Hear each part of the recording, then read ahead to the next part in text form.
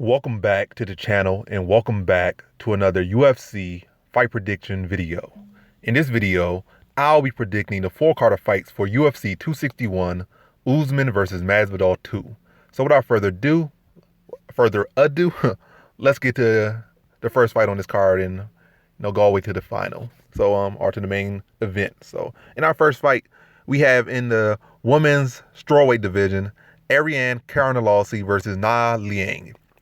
And I see this one right here is I'm not super impressed with either one, but Liang definitely has more upside to her in my opinion. But I'm talking long term. But as of right now, I'm leaning to Carnelossi. I like Liang's aggressiveness, like her willingness to go for the finish and attack submissions. But going against a more experienced fighter in Carnelossi, Liang has more fight experience. More fights. Carnelossi has more experience at a higher level, whereas Liang has really been, for the most part, getting fed mediocre opponents. She did fight some decent competition, and I think in all of those fights she either got stopped in two of them, and early, and I think one decision loss. But either way, when she stepped in the competition, she didn't do the best. But also, you gotta recognize she's sub 24, so she's very young. But how to see this one going back? She's taller, but 5'9" versus 5'2", which can be a significant advantage. But she's not a great striker. She's a grappler for the most part. And going on Carnelossi, who's a pretty solid grappler in her own right. And with the submission over position style that Liang has, I feel like that's going to end up with her being on the bottom a lot. And really just ended up getting stuck on the bottom, not getting submission. And Carnelossi being able to neutralize her submissions and dominate the top control time and getting a decision victory over Liang. So in this one, I have Ariane Carnelossi via decision. Now to our next fight, we have in the bantamweight division, the flyweight division, Jeff Molina versus Liang Aori. And how I see this one right here is Molina is the better overall fighter, or he's the more well-rounded fighter. Not the better overall, but the more well-rounded fighter. But I think Liang Aori is the physically stronger fighter. I think he's the sharper striker, the harder hitting striker, the pressure fighter. And I'm not too high on Jeff Molina's offensive takedowns or defensive takedowns. Like I said, he's the better wrestler, better grappler. But I feel like Liang Aori has been addressing that issue in his game. And I don't think Jeff Molina is strong enough in that area to find true consistent success to get a victory over Liang Aori. So I feel like the pressure and the power of Liang Aori is going to be able to overshadow any limited amount of grappling success Molina will be able to accomplish in this fight. So in this fight, I have Liang Aori via decision. Now to our next fight, we have in the lightweight division, Rong versus Rodrigo Vargas. And how I see this one right here is Rong is taller, longer, and I think he's the cleaner striker, the younger fighter as well. I think almost a 10-year age gap between these two, I believe. But I feel like Vargas, I'm not too high on Vargas' striking game. He has some pretty good kicks. He has a rounded ground game. But again, offensive wrestling not the best, and nothing phenomenal at all. Defensive wrestling, nothing super phenomenal at all. So I don't really see him having great success taking Rong down. Matter of fact, I can see Rong slipping in some takedowns of his own, but I don't think that's going to be the case. I think it's more so going to be a striking matchup. I think the longer, sharper Rong's be to stick his jab on Vargas, whose head movement isn't super phenomenal, be able to stick his jab on him, use his length, use his distance, use his teeps, and keep Vargas at distance. And then eventually be able to line him up for the straight. And then once he starts finding his range for the straight, I think he puts him out of there in the second round. So in this one, I have Rong via second round TKO. Now to our next fight, we have in the bantamweight division, Dana Batgerel versus Kevin Natividad. And how I see this one right here is Kevin Natividad is a decent fighter. He has some underrated wrestling, but nothing to write home about. Good scrappy, scrambly fighter, but kind of falls into that same category of your average run-of-the-mill wrestler with okay wrestling, with passable wrestling, and overhands. And Batgerel has some good stepping knees, so when you got a fighter that leans over like that, he can catch him with some stepping knees, has some good sharp boxing, could catch him with some uppercuts, especially when a fighter is leaning like that, pepper him with a jab, catch him with uppercuts, catch him with stepping knees, kick out of his lead leg and throw off that base. And he has ever-proven takedown defense. So I feel like that will prevail. Natividad might be able to get a takedown, might get some control, but limited at that. What's really going to pay off is Batgerel's damage to the lead leg, damage to the body. And then once he has Kevin Natividad kind of wincing, kind of not fully be able to plant and throw off in his timing, be able to catch him with stepping knees, catch him with uppercuts. I think in the second round, I think in that third round, catch him with that stepping knee, and then finish it off with some ground and pound. Like when he trying to load it with an overhand, catch him with a stepping knee, drop him, then finish him off with ground and pound in that third round. So in this one, I have Dana Batgerel via third round TKO. Now to our next fight, we have in the featherweight division, Tristan Connelly versus Pat Sabatini. And how I see this one is, yes, Connelly beat Michelle Pereira, but Michelle Pereira just came in there on joke time, doing all these backflips and stuff, and he completely gassed himself out. And Tristan Connelly was just did enough to survive, and then this ground out decision over a fatigue fighter. So Pat Sabatini versus Tristan Connelly. Yes, he's in a much smaller weight class now, or his truer weight class. He came in on short notice at 170, but now he's at 145 where he truly belongs. But going against Pat Sabatini, I didn't think Pat Sabatini is the more well-rounded, not the more well-rounded fighter. I think they kind of match up evenly, but Pat Sabatini is more credential and the better grappler, the physically stronger fighter. I think he's going to dominate positions in this one. Like they're similar fighters, similar grapplers. Broadly speaking, they're in the same category, but Sabatini just better at that category. So I see Sabatini being able to dominate the positions in this one and get a decision victory over Connelly. So in this one, I have Pat Sabatini via decision. Now to our next fight, we have in the middleweight division, Brendan Allen versus Karl Roberson. Or Roberson, not Robertson, Roberson. So I see one with Brendan Allen versus Karl Roberson. I'm not super high on Brendan Allen's takedown offense.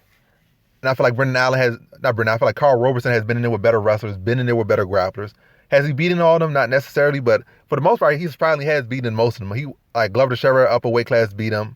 And Glover Teixeira is about to get a title shot, and Glover Teixeira is already a sealed legend and probably a future Hall of Famer. So no shame there, taking a short notice fight against a guy that good, that experienced, upper weight class, and almost finished him at one point.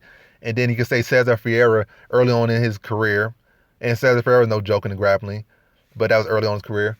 And I think maybe Vittori. Vittori is up there. I think Brendan Allen could be up there, but he's just not there yet. I don't think he's as polished as say like a Vittori. I think Vittori's striking is much better. His much more durable and stronger than grappling and a better grappler. But how I see this one is that I feel like Karl Roberson will be able to stuff the takedowns of Brendan Allen.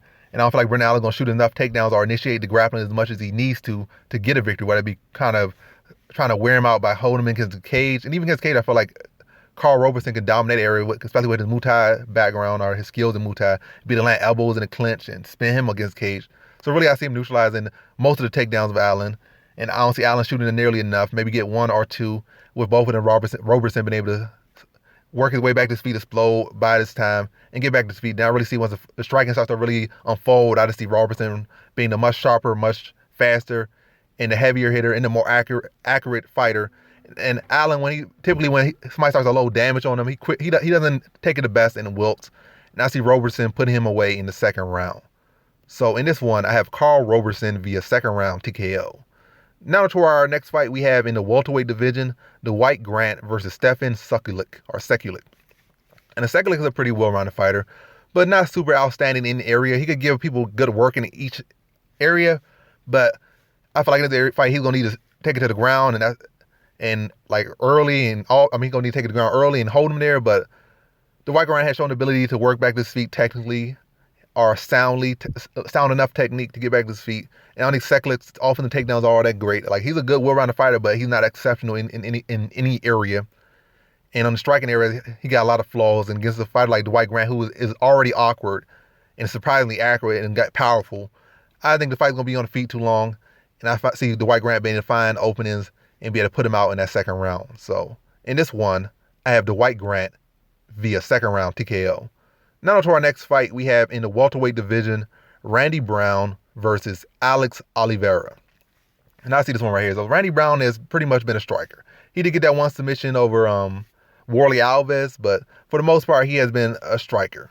Not the best takedown defense, long, and a lot of times never really living up to his full talents or using his full ability. So an inconsistent fighter. It's not like he's a guy who's like 25, 26, 27, or even 20. I think he's like 30-something or 32, maybe even 33. So he's not this young spring chicken, even though you kind of keep giving him the path. Like, oh, this guy's still young. He's still young. He's gonna get there. He's gonna get there.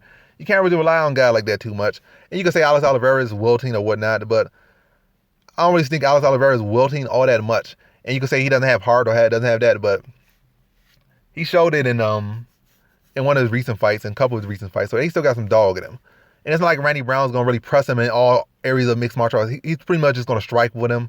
So I feel like Alex Oliveira definitely has the strength and definitely has the wrestling ability to take him down. Really, it's the strength. His wrestling ability is kind of average or a little bit above average. The fact that he's so freakishly strong and awkward. I feel like he better find takedowns of Randy Brown, control him, land ground and pound, and just weigh on him and ground out a decision. I think it's going to be a close fight, but I think Alex Oliveira's takedowns, his ground and pound, his control time, and landing the heavier shots is what's going to edge the decision victory in his favor. So in this one, I have Alex Oliveira by decision. Now on to our main event, well, not a main event, our main card. So in our first fight on the main card, we have in the light heavyweight division, Anthony Smith versus Jimmy Crute. And how I see this one right here. Anthony Smith is a more experienced fighter. I think he's dangerous in more areas than Crute. Well, you can't really say because Crute's striking is definitely coming along a lot more. His grappling is getting a lot more polished. So I think, well, in more areas, he's more dangerous in the clinch, dangerous at distance, dangerous at different angles. Whereas Crute kind of mid-range, dangerous as far as his striking game. That's about it. And then, well, he did show some good inside, well, at least semi-inside game. But I would still say he's more of a mid-range striker and very strong.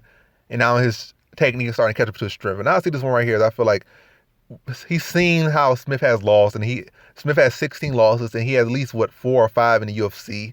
And he has seen Alexander Rakic, he has seen Glover Teixeira, he has seen John Jones, and he has seen other people beat him. So he knows his path to victory.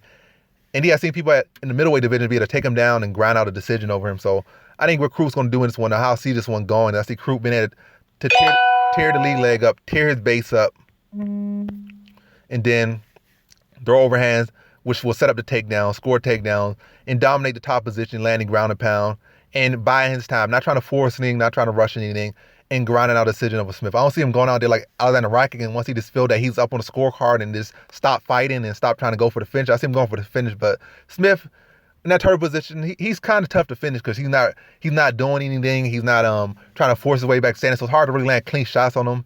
So in a 3-round fight, I don't see Crute getting a stoppage over him. And even in the stoppage, without the turtle position, Smith is still going to give up a good fight on the feet, in the clinch. He's going to make Crute work. It's going to be a semi-close fight. It's going to be competitive, but I feel like Crute's ability to dominate the top position is going to be what allows him to get that decision victory. So in this one, I have Jimmy Crute by decision. Now to our next fight, we have in the middleweight division, Chris Weidman versus Uriah Hall 2. And I see this one right here. So people are leaning to Uriah Hall because they say, he could take on stuff to take down, be a pop back to his feet. Chris Weidman has no cardio or this and that or after the first round. But really outside the Omari Akhmedov fight, when has Chris Weidman ever had really questionable cardio? Never. He always been pretty good on cardio. At one point had a good chin. I can say his chin's fading a bit. But when you really look at it, Uriah Hall, his takedown defense has never been phenomenal. You can say, even look at Carlos Jr. fight, which was a fight ago, 2 fights ago. He got taken down and was held down for 12 minutes of a 15-minute fight, and that's recent. So when has Uriah Hall ever really shown good takedown defense? And we fought Mousasi in the second fight. Mousasi took him down in the first under a minute and then easily just dominated him on the ground with ease. Took him down with ease and finished him with ease. So Uriah Hall has not really shown that ability to defend takedowns well or the ability to pop back to his feet. And Chris Weidman is by far the best wrestler he has fought. By far the best wrestler he has fought. So if he hasn't shown that ability against lesser wrestlers and lesser grapplers, how's he going to show that against Weidman? And Weidman has already beat him and knocked him out in a fight. So I feel like Uriah Hall, best chance. I mean, Uriah Hall is in this fight. Uriah Hall is a guy that, I would say he's the equivalent of the Redskins or, let me say, Washington's team as far. So yeah, Uriah Hall is like the Washington team or the Redskins formerly. So inconsistent, but can be dangerous and could be literally the best team and can also lose to literally the worst team. So Uriah Hall is inconsistent. He has a striking to definitely put Weidman out, and he definitely has a decent shot to beat Weidman. That's why the odds are so close, but I don't think he should ever be favored over Weidman, given the fact that Weidman has beat him before, and the fact that literally 2 fights ago, he got held down for 12 minutes of a 15-minute fight by a guy who has the wrestling nowhere near Weidman. The jiu-jitsu might be higher than Weidman, but his takedown is not as good as Weidman. And Weidman's a higher level fighter. This is the fact than Antonio Carlos Jr. But like I said, I see Uriah Hall having a good shot, but I don't see him really being as tough to take down of Weidman and just stick around on the outside, peppering with jabs, land teeps, spinning back kicks to the body, be it a circle and sprawl out, and then just really put on a solid, clean performance against Weidman. I see Weidman being to take him down, dominate him on the ground, and then Uriah Hall might in in a small window land a flying knee and knock him out, or a small window land an uppercut, or in the chance Weidman's getting tired down the last 2 minutes, and then he turns up and stop him in like last 2 minutes of a 15-minute fight. Or, like something in the very small. I don't see it being a clean performance from Uriah Hall if he does win. So I'm going to lean to the cleaner performance. And I feel like Weidman's able to take him down, dominate him, pressure him, take him down, dominate him, land overhand, buzz him, take him down, and just dominate him to a decision. Matter of fact, I'm going to say late round submission, like a third round submission over Uriah Hall. Matter of fact, I'm going to say decision. Uriah Hall hasn't really been submitted, so I don't think he gets submitted. Might be a TKO, but I'm going to say decision. So in this one, I have Chris Weidman via decision. Now to our next fight, we have in the women's flyweight division, Valentina Shevchenko versus Jessica Andrade. And how I see this one right here is Andrade's definitely going to bring it. She definitely got the power. She definitely got the pressure. She definitely super strong. But Valentina's super strong as well. I would lean Andrade a slight strength advantage, but technical advantage, a heavy technical advantage to Valentina Shevchenko. A heavy striking advantage to Valentina Shevchenko, world-class striker right there, world-class champion multiple times over in pure striking. So give that to Shevchenko.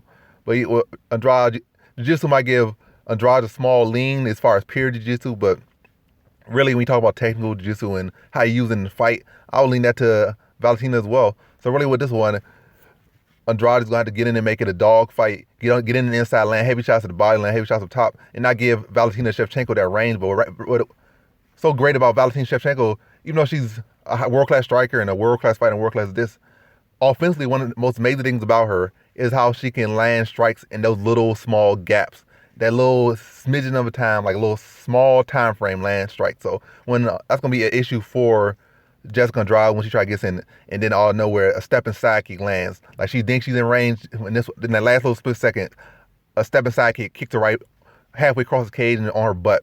Or she gets caught with a spinning back kick, or jumping spinning back kick to the face. Like, that's how explosive and that's how quick her reaction time is. So Andrade could be doing her best work to get in the inside. Then in that little instance, stepping side kick, spinning back kick to the head, switch kick, or she could step in overhand, or she could step cross side and then get a cross side takedown. Like, she just has these things on the inside that it's gonna be tricky for Andrade to deal with. So I feel like I said, Andrade is a beast and all, but I think Valentina Shevchenko just got all the tools she needs to deal with a fighter like Andrade. And Andrade is also going to be typically the shorter fighter. So she's good at controlling that range against fighters. Even the taller fighters, she controls that range well. Now she's going with a shorter fighter who's going to need to get in the inside to be dangerous for the most part. And so when that fighter's trying to get in the inside, she's going to take advantage of that, and play matador to this bull. And every time she comes on the inside, she's going to feed her something. She's going to feed her a kick to the body, feed her a kick to the head, feed her a jab, step off. When she tries to get super aggressive and starts swinging wide hooks, duck under, take her down, and really just exploit her aggression. And I see Valentina Shevchenko winning a pretty wide decision. Andrade's going to make it interesting enough. Like, she's going to be a good challenge, but Valentina Shevchenko just going to take advantage of her force style. And I think win a pretty clean decision. It will be like easy work? No, but stat-wise and really the whole tell the shape going to be a dominant decision I see. So in this one, I have Valentina Shevchenko via decision.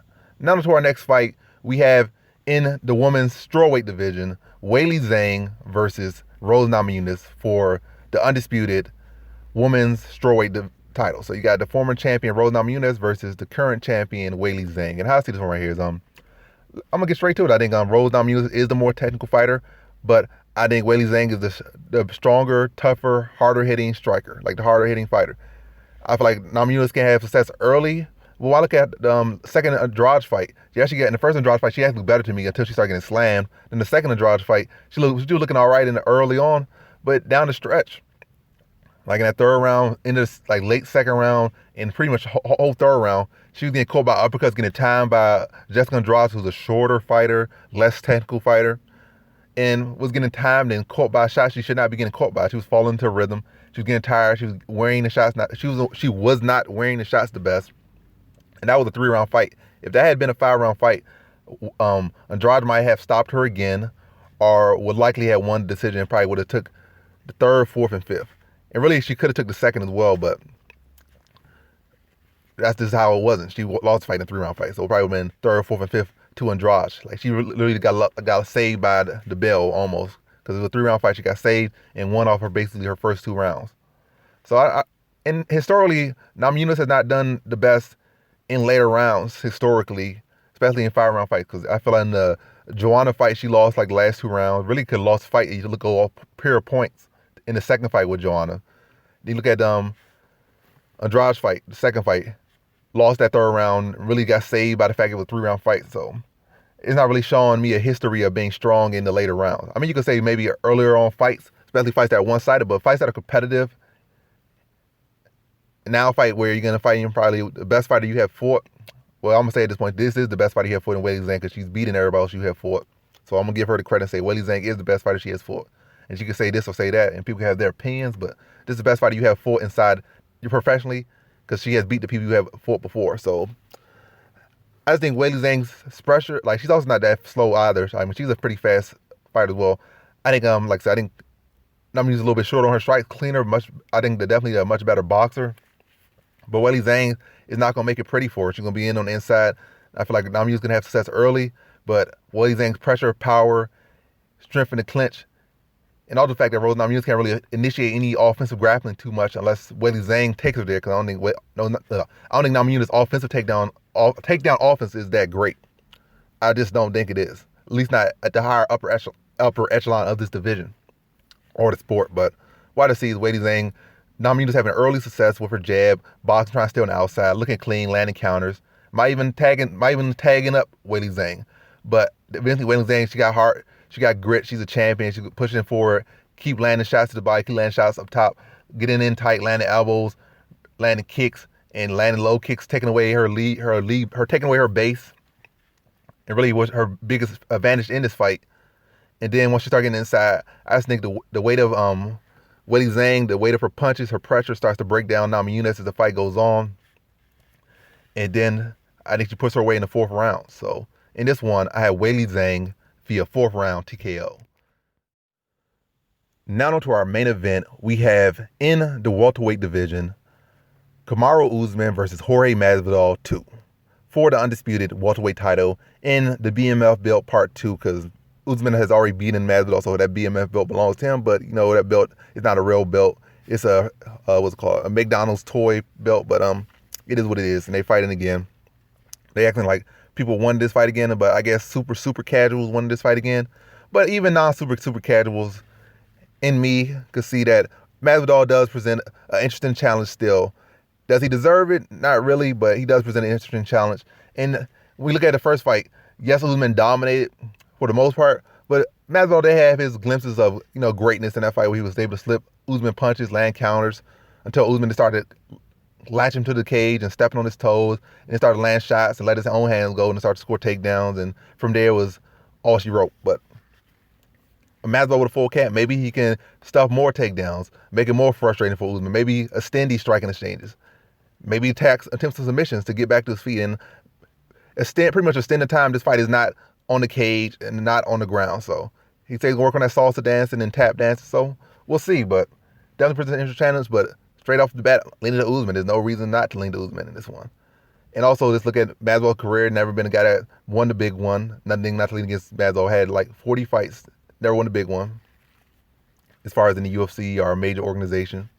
And so like, again, what Masvidal brings this game, he's gonna bring the striking, he brings experience. He's gonna be comfortable. He's not gonna be a guy like, that's gonna get overzealous necessarily. Go out there like Burns and forget where he's at. He's been there, done that, outside of winning the big one. So I don't really see him getting stopped in this one. I do see him frustrating Usman.